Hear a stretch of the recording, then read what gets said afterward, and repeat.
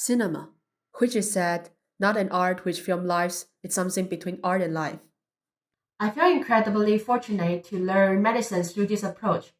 But as a Taiwanese, as a medical student, I often ask myself, why EMI and why movies?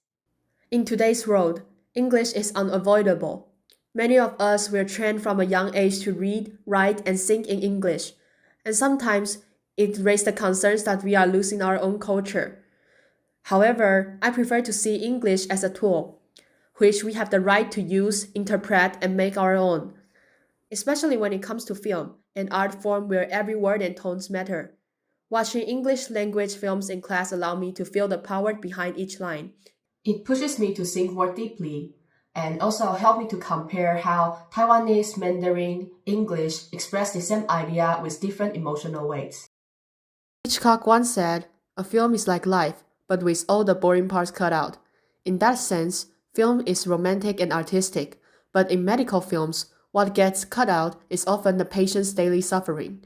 When the camera focuses on illness, one major challenge is avoiding the romanticization of disease. Yet at the same time, cinema has the power to transform painful, difficult subjects into stories that people can approach and empathize with.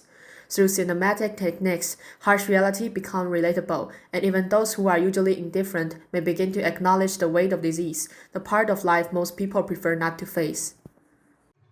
So, why EMIs and why movies? The answer is language is a form of identity. Using English doesn't take away our right to interpret the world through our own perspective.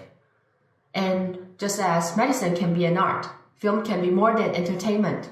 It can teach us how to see, how to feel, and how to understand medicine and life. In conclusion, I highly recommend that everyone try EMI courses. Learning and thinking in another language is a fresh and engaging experience.